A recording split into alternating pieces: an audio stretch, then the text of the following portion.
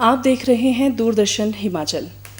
Covid महामारी के दौर में एक बार फिर आयुर्वेद और योग ने हमारे देश को एक अलग नाम, एक अलग मुकाम पर पहुंचाया है। आयुर्वेदिक चिकित्सा पद्धति प्राचीनतम चिकित्सा पद्धति है, जिससे हमारे देश भर को एक नया मुकाम, ऊंचा मुकाम हासिल हुआ है।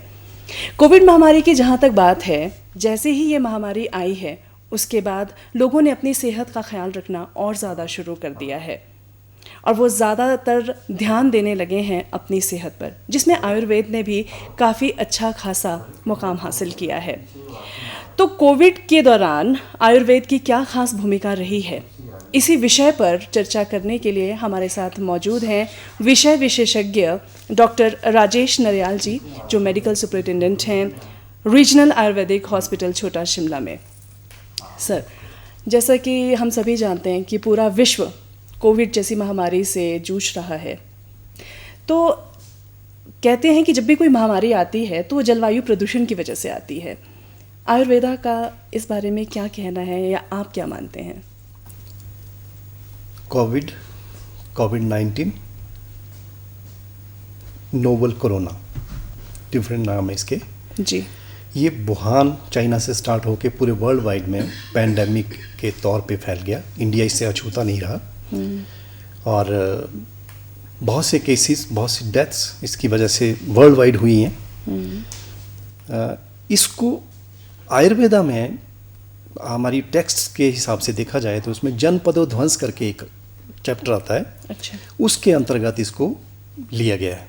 जनपदोध्वंस पैंडेमिक और एपिडेमिक दोनों के लिए एक वर्ड यूज़ होता है। इसमें किसी वजह से वायु का खराब हो जाना या ज़मीन का दूषित हो जाना, ये कुछ चीज़ें होती थी, कुछ मैन मेड होती थी। जैसे पहले युद्ध हुआ करते थे तो दुश्मन की फौज को ख़त्म करने के लिए पानी में विष मिला दिया जाता था या खाने में कुछ चीज़ें मिला दी जाती थी ताकि वो फौज उस चीज़ को सेवन करे और ख़त्म हो जाए।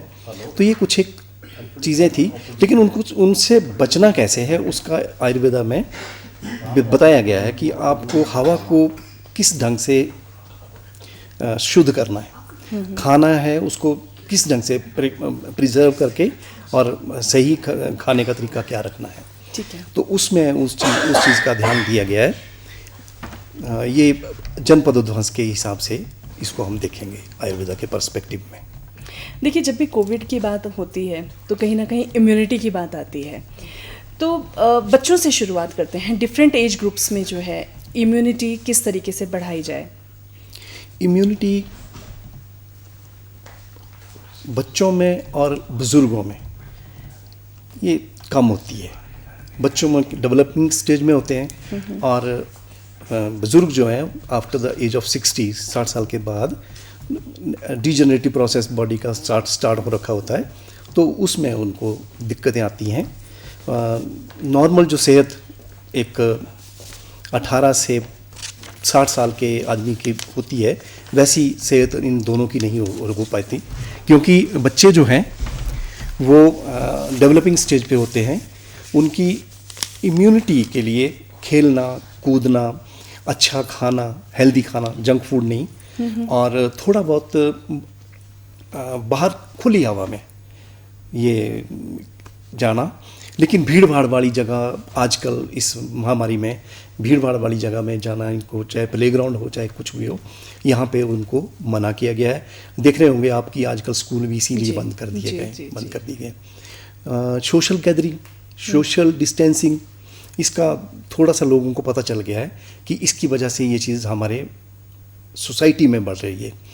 तो हैंड वॉशिंग, सैनिटाइजेशन आज लोगों के लिए हर कॉमन आदमी के लिए एक पता चल गया है और इसका ऐड भी आ रहा है और हर तरफ से इस चीज़ के ऊपर प्रेशर दिया भी जा रहा है। इवन प्रधानमंत्री इसके बारे में बात कर रहे हैं, हमारे मुख्यमंत्री जी इसके बारे में बात कर रहे हैं, तो लोगों को समझ भी आ रहा है। तो कुल मिलाकर देखा जाए तो जो हमारा जो लाइफस्टाइल है, वो लाइफस्टाइल काफ़ी हद तक हमारे इम्यूनिटी को इम्प्रूव करने में हेल्प करता है। जी, क्या मैं ये कह सकती हूँ? जी बिल्कुल, आप बिल्कुल सही कह रहे हैं। ये नेचुरल जैसी बात है। अगर हम हेल्दी खाना खाएंगे, हाई रिच प्रोटीन डाइट खाएंगे, और अगर कोई बीमारी होती है तो उसके इलाज के लिए वेट नहीं करें, उसके इलाज के लिए जाएं ताकि वो शरीर का कम से कम नुकसान कर पाए। ये इन चीज़ों के साथ हम लोग इम्यूनिटी को प्रिजर्व भी कर सकते हैं, अपने आप को रोगों से लड़ने वाली कैपेसिटी अपनी बॉडी में डेवलप कर सकते हैं। और अगर कहीं बाय द वे डेवलप हो भी जाती है कोई चीज़, ये जैसे कोविड भी है, तो वो उतना नुकसान एक इम्यूनिटी अच्छी इम्यूनिटी वाले आदमी को उतना नुकसान नहीं कर पाएगी जितना नुकसान ये कम इम्यूनिटी वाले लोगों का कर जाती है। तो हम यहाँ पर इम्यूनिटी के बारे में ही बात करेंगे कि किस तरीके से, क्या ऐसा डाइट प्लान हम फॉलो करें कि इम्यूनिटी हमारी बूस्टअप हो जाए। इसके लिए ये फ्रेश एयर में रहें, जहाँ क्रॉस वेंटिलेशन हो वहाँ पे ज़्यादातर रहें, भीड़ भाड़ वाली जगह में ना जाएं, खाना ताज़ा और जंक फूड को अवॉइड करें, और रिच प्रोटीन जिसमें आपकी दालें आती हैं, काला चना आता है, सोयाबीन के प्रोडक्ट्स आते हैं, मिल्क प्रोडक्ट्स आ जाते हैं, और अगर आप नॉन वेजिटेरियंस हैं तो eggs, fish, meat, chicken type में, रेड मीट तो खैर इसमें इतना ज़्यादा हम एक कार्डियक कनेक्शन की वजह से इसको हम ज़्यादा प्रमोट नहीं करते, लेकिन ये चीज़ें प्रोटीन जो है हमारी बॉडी में हमें रोगों से लड़ने में हेल्प करता है, सिस्टम को डेवलप करता है। अगर मैं ये पूछूं कि कोविड में अब सेहतमंद कैसे रहा जाए इन ब्रीफ, तो वो क्या होगा? कोविड एक अजीब सा एक स्टिग्मा बन गया है सोसाइटी में। बीमारी तो ये है, लेकिन एक सेक्शन जो घर से बाहर निकलता है वो सोचता है कि मुझे कोविड हो तो नहीं जाएगा जी, क्योंकि उसकी मजबूरी है, पैसा कमाना है या रोटी का इंतजाम करना है या फैमिली के लिए सारी सी चीज़ें देखनी है, तो उसको जाना पड़ता है। उसको डाउट है कि कहीं मुझे ये चीज़ें करते कोविड तो नहीं हो जाएगा। दूसरा ये कि कोविड हो गया, कोविड होने के बाद उस बंदे में सिम्टम्स बहुत ज़्यादा हो गए, इवन उसको आइसोलेट करना पड़ गया, या इतना बीमार हो गया वो कि उसको वेंटिलेटर तक जाना पड़ गया। तो ये चीज़ें जो हैं ये आदमी को अंदरूनी तौर पे, मानसिक तौर पे तोड़ रही हैं। आपने यहाँ मानसिक तौर पर तोड़ रही हैं ये बात कही है, तो यहाँ पर मैं आपसे पूछना चाहूँगी कि इस दौरान हमने देखा है काफ़ी ज़्यादा लोग स्ट्रेस में भी आए हैं, डिप्रेशन में भी आए हैं, एंग्जाइटी भी उनको अटैक्स आए हैं। Exactly. तो आयुर्वेदा में इन सब चीज़ों को कंट्रोल करने के, या मैं कहूँ कि ठीक करने के क्या तरीके हैं?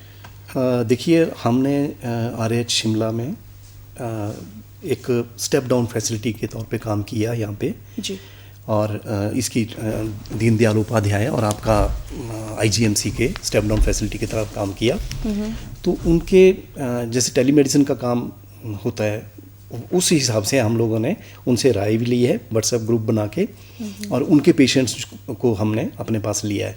74 के आसपास पेशेंट्स हमारे पास आए हैं, और कुछ सिंपल थे, कुछ कोमॉर्बिड भी थे, लेकिन अल्टीमेटली बहुत अच्छा रहा। ये स्ट्रेस के बारे में जब गवर्नमेंट या हमारे डिपार्टमेंट को इसके बारे में सीरियसनेस का पता चला कि लोग जो है वो अकेलापन महसूस कर रहे हैं, अपने आप को एग्जॉस्टेड महसूस कर रहे हैं। सपोज कि कोई पड़ोस में एक बीमार निकलता है, बाकी लोगों को उससे मिलने नहीं दिया जाता है, सोशल बाइकॉटिंग जैसी ये चीज़ एक सामने मिल के आती है। तो ये चीज़ें जो हैं वो आदमी को स्ट्रेस में ले जाती हैं।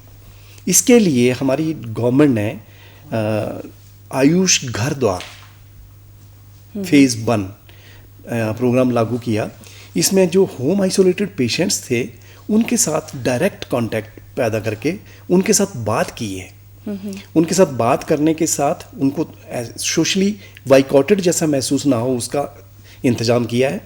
साथ में स्ट्रेस मैनेजमेंट के लिए जैसे ब्रीदिंग एक्सरसाइजेज हैं, अनुलोम विलोम है, प्राणायाम है, भ्रामरी है, योग निद्रा है, और इन चीज़ों के साथ उन लोगों को जोड़ा गया है और इसके बेहतरीन रिजल्ट्स जो हैं वो लोगों के सामने आए हैं। इवन हमारे स्वास्थ्य मंत्री डॉक्टर सैजल जी, उन्होंने लोगों के साथ इंटरेक्ट किया है और इंटरेक्ट करके लोगों ने बताया है कि हमें इस प्रोग्राम से कितना फ़ायदा हुआ है, और उसी से उत्साहित होकर के हमारे डिपार्टमेंट ने इसको फेज़ 2 में लेके आए हैं और उसमें कॉमन पब्लिक को भी जोड़ा गया है ताकि जो ये स्ट्रेस लेवल है उसको रिड्यूस किया जा सके और एक आदमी एक आराम की ज़िंदगी नॉर्मल जी पाए।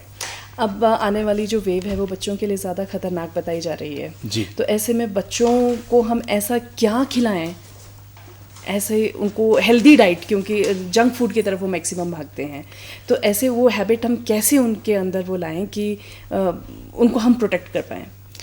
बिल्कुल सही सवाल है आपका। थर्ड वेव हम एक्सपेक्ट कर रहे हैं और उसकी अंदर से हमारी तैयारी भी पूरी तरह से चालू है और मैं चाहूँगा वैसे कि ये कम से कम लोगों को इफ़ेक्ट करे, लेकिन बच्चों के लिए बेटर रहेगा सबसे पहले तो उनको आउटडोर में, जैसे स्कूल्स नहीं खोले हैं गवर्नमेंट ने, ये भी उसी का ही एक तरीका है, क्योंकि सोशल गैदरिंग, इससे अगर कोई एक पेशेंट हमारे बीच में भीड़ में मिल जाता है, आपने देखा होगा आजकल मनाली, शिमला, टूरिस्ट प्लेसेस जहाँ भी हैं वहाँ पे एक कंसर्न की बात हो गई है कि लोग रूल्स भूल गए हैं।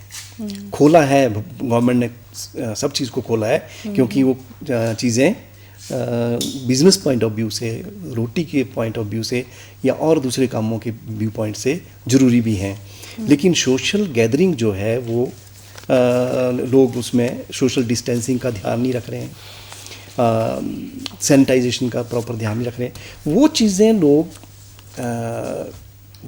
सब भी रखें और बच्चों को विशेष करके जैसे हैंड वॉशिंग है, इस प्रैक्टिस को बताया जाए, सोशल डिस्टेंसिंग बताई जाए, हेल्दी खाना, दूध और प्रोटीन वाली चीज़ें, अगर बच्चा सोयाबीन का प्रोडक्ट्स खा सकता है तो उनको वो दें, अगर फिश या एग या मीट वगैरह खाता है तो वो चीज़ें उनको दी जाए। डॉक्टर साहब, अपने दर्शकों के लिए एक बार मैं यहाँ पर टेलीफोन नंबर्स दोहराना चाहूँगी, उन्हें बताना चाहूँगी कि अगर वो इस कार्यक्रम में हमारे साथ जुड़ना चाहते हैं तो फिर वो हमें फ़ोन कर सकते हैं अभी बिल्कुल, और हमारे टेलीफोन नंबर्स रहेंगे 0177। अगर आप शिमला से बाहर से हमें फ़ोन करना चाहते हैं, टेलीफोन नंबर्स हैं हमारे 280-0177 और 280-0178।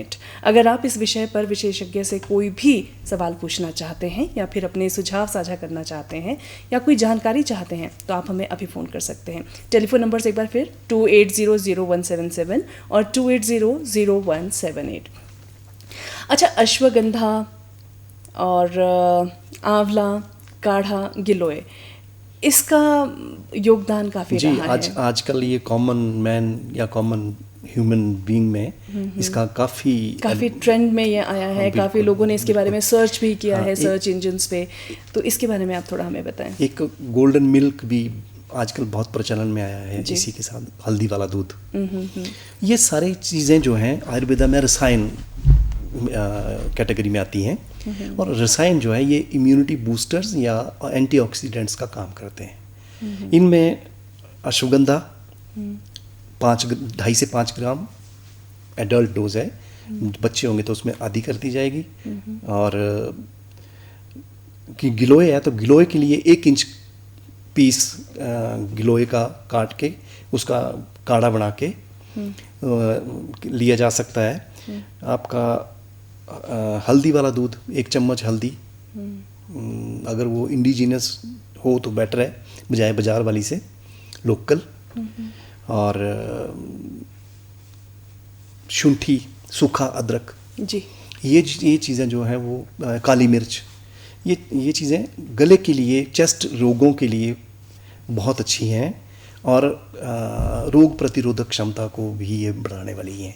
इसलिए विभाग ने भी और आम जनमानस में भी अब इस चीज़ का अवेयरनेस है कि ये चीज़ें अगर हम सेवन करेंगे तो ये हम लोगों को इस कोविड वाले टाइम में थोड़ा सा इसका बचाव करेंगे।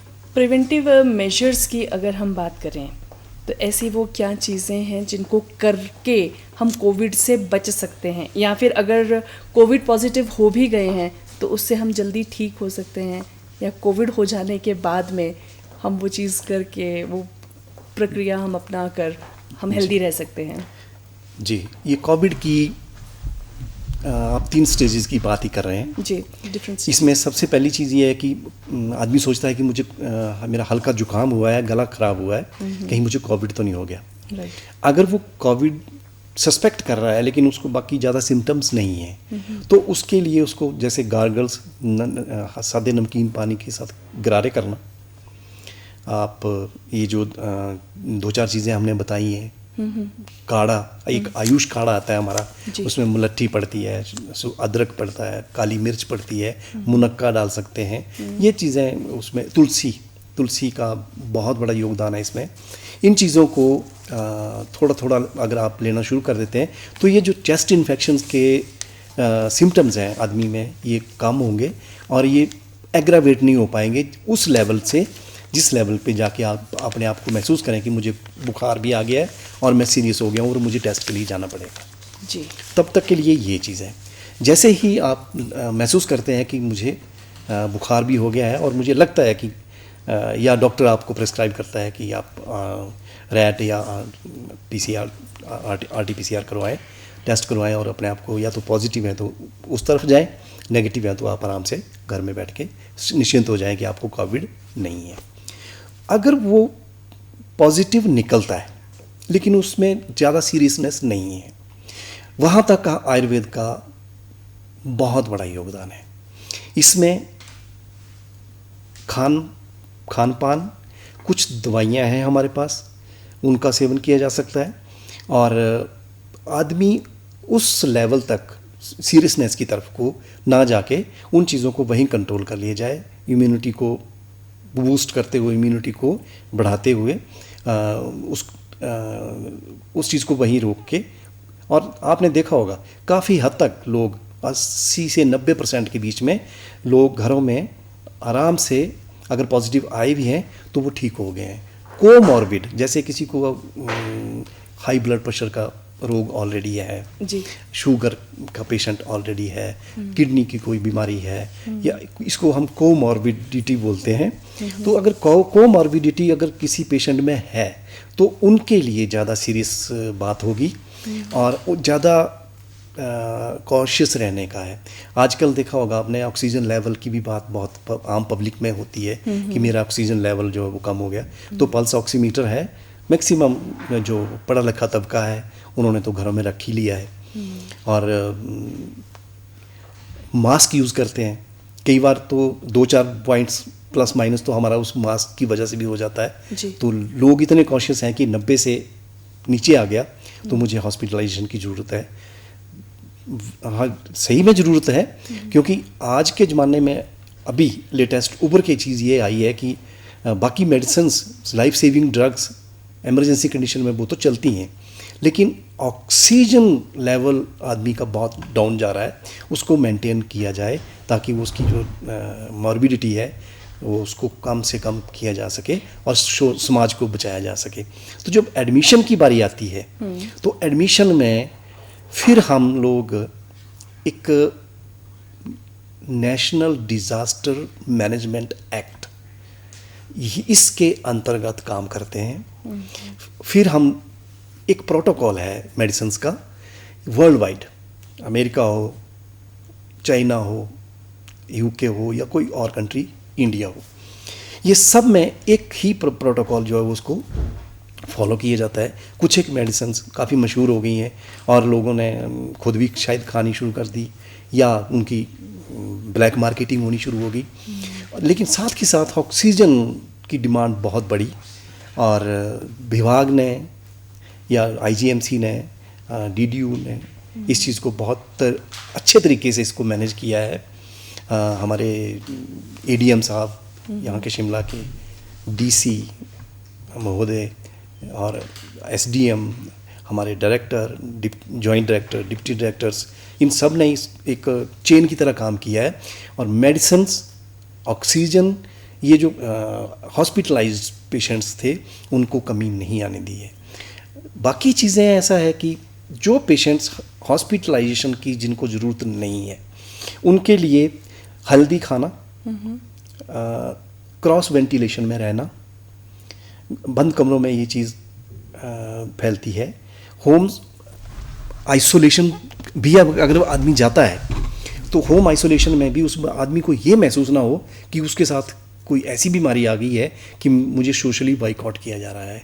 उससे बचाया जाए अपने आप को और उस समाज के एक आखिरी आदमी तक को जो सोशली बाइकआउटेड जैसा फील कर रहा है। वो लोग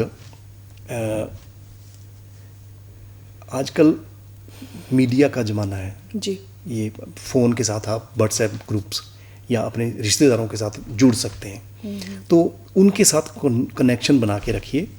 आदमी को बीमारी हुई है लेकिन वो सोशली बाइकआउटेड नहीं है, और ऐसी बीमारी नहीं हुई है कि जिसका इलाज ही कोई नहीं है, ऐसा कुछ नहीं है। इसको मेंटेन किया जा सकता है और मैनेज किया जा सकता है। अवेयरनेस की आपकी पूरी कॉन्वर्सेशन में आपने ऑक्सीजन लेवल की बात की, तो मैं यहाँ पर ये जानना चाहूँगी कि क्या कोई ऐसा डाइट प्लान या मेडिसिन है जिसकी वजह से ऑक्सीजन लेवल को इम्प्रूव किया जा सकता है? क्या कुछ ऐसा है? इसके लिए इम्यून बूस्टर्स जो हम बात कर रहे हैं, राइट, जैसे हमारा हल्दी वाला दूध आ गया, गोल्डन मिल्क। अच्छा, तो इससे ऑक्सीजन लेवल भी इम्प्रूव होता है? होगा। च्यवनप्राश, ये भी इसमें एंटीऑक्सीडेंट्स हैं और आंवला बहुत आयत में है। तो ये चीज़ें साथ के साथ आपके कुछ एक यौगिक क्रियाएं, अच्छा, जैसे प्राणायाम हो गया, भ्रामरी हो गया, अनुलोम विलोम हो गया, योग निद्रा, ये चीज़ें जो हैं हम लोगों ने जो आइसोलेटेड पेशेंट्स थे उनको सिखाई हैं और उन्होंने करके इसके बहुत अच्छे रिजल्ट जो हैं वो दिए हैं।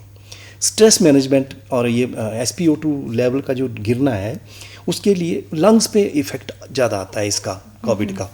तो इसके लिए ये पेट के बल सोने को बताया गया है कि आप एक ऐसी पोजीशन में पेट के बल लेटें जिसमें ये चीज़ आपकी टच करे, लेकिन पिल्लो पे इसका सपोर्ट मिले, यहाँ छाती पे और नीचे थाइस के आसपास, ताकि आप पैरेलल रहें। और ब्रीदिंग के लिए कोशिश करें, लंबा सांस लें, थोड़ी देर रोकें, उसको छोड़ें। और तो इससे जो है वो हमारी लंग फंक्शन जो है वो थोड़ा सा बूस्टअप होता है, और जब लंग्स ज़्यादा ऑक्सीजन को या हवा को अंदर लेंगे तो नेचुरली थोड़ा सा उसका लेवल अपने आप ही नॉर्मल आ जाएगा। तो कहीं ना कहीं आयुर्वेद और योग की अगर मैं बात करूं तो एक दूसरे को काफ़ी हेल्प करते हैं। अब जैसे आसन करने हैं, अनुलोम विलोम, जो सांस वाले जो भी एक्सरसाइजेज हैं, ब्रीदिंग एक्सरसाइजेज हैं, वो सारी एक्सरसाइजेज कहीं ना कहीं ऑक्सीजन लेवल को भी थोड़ा इम्प्रूव करेंगी सर? बिल्कुल बिल्कुल। ये चीज़ें आज एक साइंस की बात नहीं है, आज ह्यूमैनिटी की बात है। जो चीज़ आदमी के लिए अच्छी है, मॉडर्न साइंस से है, एलोपैथी से है, आयुर्वेदा से है, सिद्धा से, यूनानी से, होम्योपैथी से, तो जो जहाँ से अच्छी है वो ह्यूमैनिटी के लिए अवेलेबल करवानी चाहिए। तो जो चीज़ें आयुर्वेदा की अच्छी हैं, हम लोगों का जो एस्पेक्ट है वो नॉन सीरियस, यानी जब तक आदमी वेंटिलेटर्स की तरफ को नहीं गया है जी, तब तक का हमारा काम बिल्कुल है और बाकियों से बढ़िया है। हमारा मैनेजमेंट उसमें बहुत अच्छा है। अगर आप उसमें योग, आजकल आपने देखा होगा भी विभाग का नाम भी आयुष कर दिया गया है, तो आयुष में आयुर्वेदा, योग, सिद्धा, यूनानी, ऐसे करके सारा ये आयुष का बना है। डॉक्टर साहब, वो जानना चाहूँगी मैं, वो जो एक ऑयल प्रोसेस होता है जो नोज़ में होता है, वो उसके बारे में थोड़ा बताएं आप। उसके लिए एक्चुअली क्या है, कुछ चीज़ें हम बुज़ुर्गों के टाइम से और प्राचीन टाइम से करते आए हैं, लेकिन आज की ये भागम भाग वाली लाइफस्टाइल से हम लोग शायद इन चीज़ों को भूलते चले गए। अदरवाइज़ क्या था कि नहाने के बाद नेवल में उंगली से कड़वा तेल लेके यहाँ लगाते थे, और ये जो हमारी छोटी उंगली है इसको तेल में डुबो के एक नोस्ट्रिल में फिर दूसरी नोस्ट्रिल में दोबारा से उसको लगाते थे। इससे क्या होता है कि जैसे आपके प्रदूषण है, या वायरस है या बैक्टीरिया है जो बाहर से आपके अटैक कर सकता है। जो चेस्ट में या लंग्स में कोई चीज़ जाएगी वो या तो हमारे गले से जाएगी या नाक से जाएगी या आँख से जाएगी।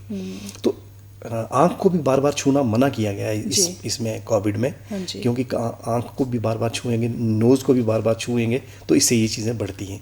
तो जब हम ये तेल ऑयलिंग प्रोसेस करते हैं, इसको नस्य बोला गया है या प्रधमन नस्य बोला गया है, डेली रूटीन का, रोज़ का। तो इससे क्या होता है, वो स्टिकीनेस बढ़ जाएगी उसमें, नोज़ में। कवल बोला गया है एक शब्द, और एक गंडूश बोला गया है। उसमें क्या होता है, ऑयल आप मुंह में डालेंगे, 5 मिनट के लिए रखेंगे, जब थूक के साथ वो ज़्यादा हो जाएगा उसको फेंक देंगे।